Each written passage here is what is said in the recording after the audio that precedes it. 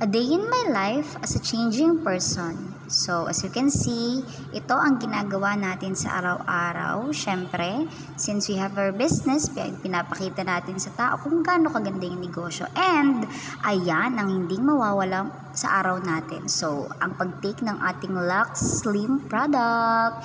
And siyempre, one of my hesitation before is mag-exercise. Alam nyo na, minsan medyo tamad talaga tayo. Aminin na natin, tamad tayong mag-unat-unat ng katawan. Pero napag-isip-isip natin na kailangan na nating bumaan kasi hindi biro na kumbaga kumilos at gumalaw ng mabigat. So, ayan, yan yung ginagawa natin. Hala, sige lang.